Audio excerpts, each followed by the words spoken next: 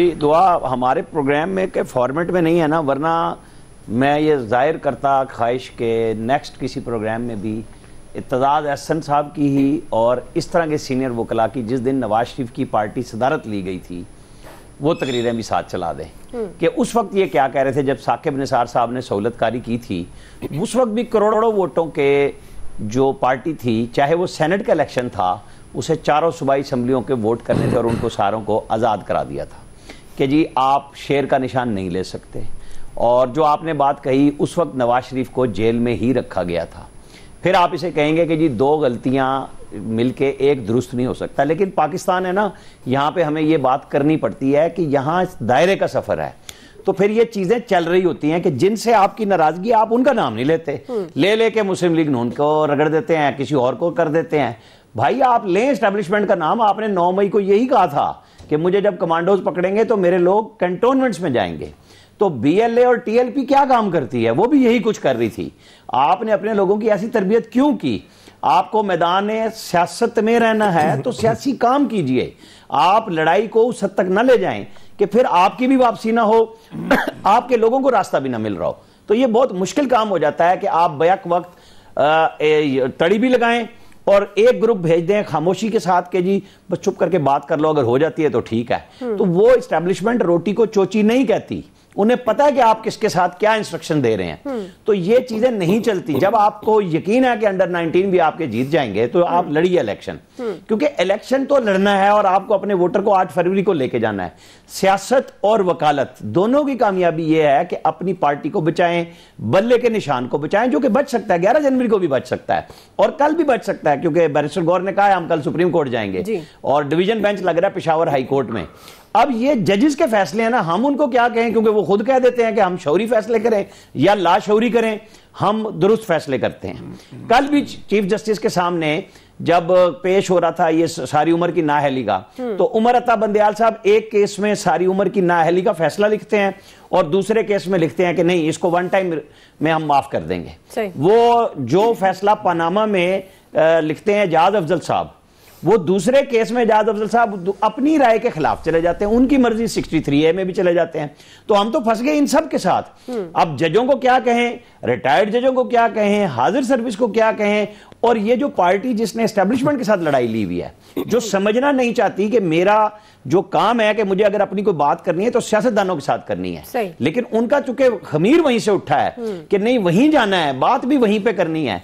तो हम और आप तो आपस में बहस कर सकते हैं।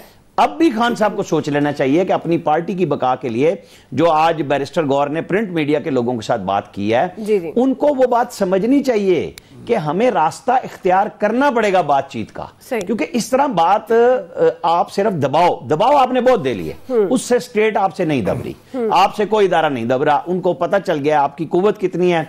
आपके लोग चाहे कुछ भी था, जब कागज जमा कराने जा रहे थे तो धड़ाधड़ सैकड़ों लोग होने चाहिए थे, पकड़े जाए तो क्या हो गया जी, सियासत में तो लोग पकड़े जाते हैं। यहां तो 2-2, 2.5 साल लीडरशिप ने जेल काटी है तमाम सियासी जमातों की, ये तो 2-2 दिन बाद रिहा हुए हैं। अब जब स्टेट से लड़ाई हुई है तो मामला मुख्तलिफ हो गया है। ये बात समझने की जरूरत है, जितनी जल्दी समझ लें शायद कोई रास्ता निकाल। आया साहब, ये रास्ता निकालने के लिए जो बातचीत की बात कर रहे हैं आमिर साहब, आपको लगता है पीटीआई समझने के लिए तैयार है? गौर खान कहते हैं किसी सूरत भी बॉयकॉट की तरफ नहीं जाएंगे, इट्स अ गुड स्पिरिट, लेकिन अब आपको लगता है कि अगर आज़ाद उम्मीदवार सुप्रीम कोर्ट में ऑल्दो उन्होंने कह दिया और उसके बाद भी फैसला यही बरकरार रहता है, तो आपके ख्याल में क्या आज़ाद उम्मीदवार जीत पाएंगे? और क्या पाकिस्तान तहरीक इंसाफ वाकई इतनी ज़्यादा तादाद में वो आज़ाद उम्मीदवार जीतेंगे? बल्ले के बगैर पाकिस्तान तहरीक इंसाफ का फिर क्या वजूद होगा?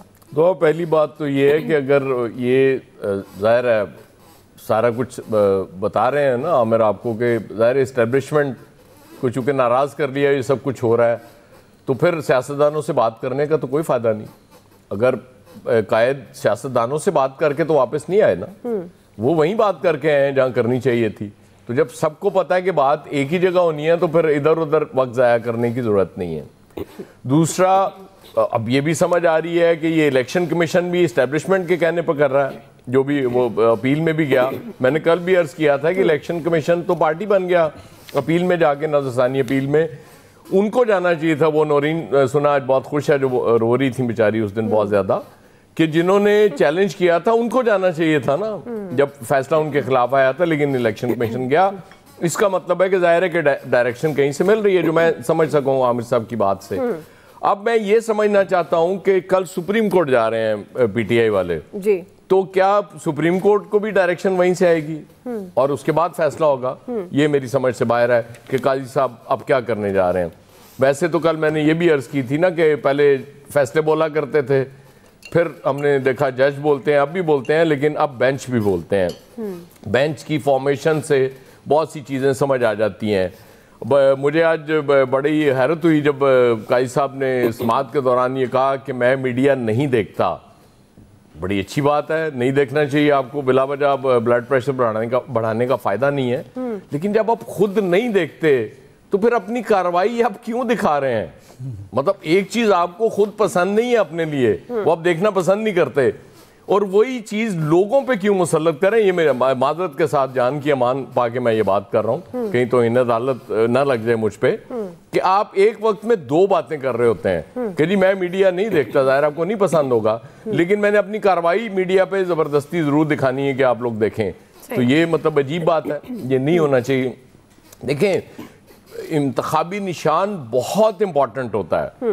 बैलेट पेपर पे जब एक आम आदमी जाता है, अपनी वो किसी ज़ाहिर है उसकी अपनी मोहब्बत है, वो शेर का निशान देखेगा तो उस पर लगा देगा। वो बाज़ दफ़ा ये देखता भी नहीं है कि उम्मीदवार यहाँ पे कौन है। वो बल्ले के निशान पे जो लगाने जा रहा था, वो बल्ले पे, उस लॉस तो बहुत बड़ा है, लेकिन आई एम स्टिल होपफुल कि पीटीआई को ये निशान वापस मिल जाएगा, क्योंकि सुप्रीम कोर्ट सबसे बड़ा वो इदारा ज़ाहिर है इंसाफ का वही है। तो वैसे तो आज काजी साहब ने एक स्टेज पे ये भी कहा ना कि वो ये कत्ल कर देते हैं, यहाँ से शायद बच जाएं कानून से, आखिरत में क्या जवाब देंगे? तो मेरा ख्याल है सारे आखिरत ही पा दो, ऐसे किसी ने इंसाफ देने की लोड़ नहीं। क्या जरूरत ही नहीं है आइन या कानून की, आप हर चीज़ डाल दें कि जी बस आखिरत में जाएं और अपना हिसाब किताब क्लियर करा लें, हम बैठे हुए हैं साइड पे, सिंपल बात है।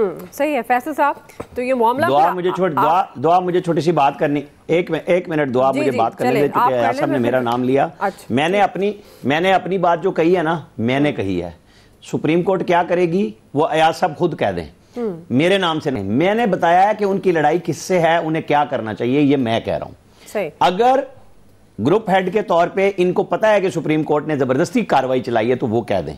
सुप्रीम कोर्ट लाइव दे रही है, ये टेलीविजन की मर्जी है कि चलाएं या ना चलाएं जी। ये सुप्रीम कोर्ट ने कोई मैसेज नहीं दिया हुआ कि आपके ऊपर फर्ज है कि आप हमारी कार्रवाई चलाएं। वहां पहले सुप्रीम कोर्ट में जजेस पीटीआई के वकला की तरफ से दलाइल दिया करते थे, वो कहते थे, छुप के नहीं कहते थे कि आप रुक जाए मैं बात करता हूं, और फिर फैसला भी दे देते थे। ये भी हुआ है।